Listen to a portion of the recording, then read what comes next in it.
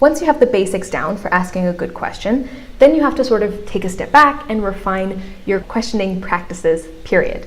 So, number one, ask one question at a time. This is really important, and it was mentioned in scaffolding as well. But doing so allows the student to focus on their response instead of both translating it in their head and trying to figure out which one you want them to answer first, and trying to figure out if they're related to each other or whatnot.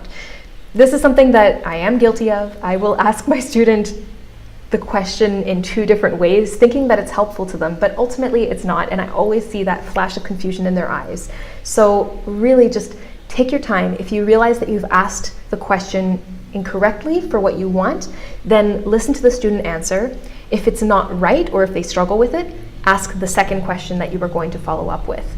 And that way you still get both of them. But if they answer it based on your first question, then maybe it wasn't so bad after all. You can always reassess and keep it in mind for next time. Also very important is to be very direct and specific with your questions.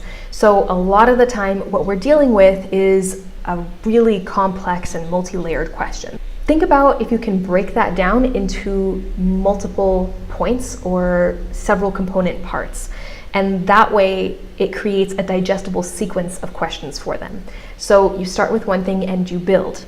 I have an example of this later on when we're talking about Bloom's taxonomy again, and it's building up a concept with the students. So I won't go into too much detail here, but essentially just want to really drill home that point that we're building on depth and complexity. So you're not just going in full throttle to that peak up there with the creation stage of our cognitive development, but we're really layering it, and we're starting with the bottom and we're working our way up.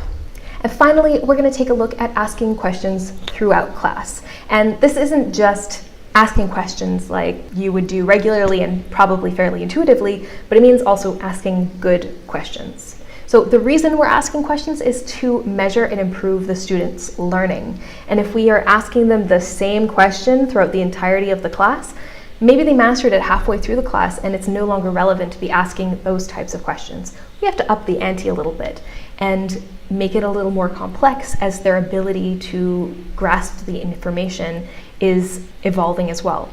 So the way that we do this is through asking various types of questions. And this not only is a good way to keep them stimulated, but it's a really good way to build their cognitive flexibility. Because if you're asking them baby questions through the whole time and through your whole semester and through the whole many semesters that you're teaching them, they're never going to get an opportunity to build those muscles. So what we really want them to do is to be going up that cake. That my metaphor kind of falls apart a little bit, but you understand what I mean. From the bottom to the top, we're building them up using Bloom's taxonomy, Pimsleur, whatever it might be, using the scaffolding and using the questions to really get their brain thinking critically and creatively.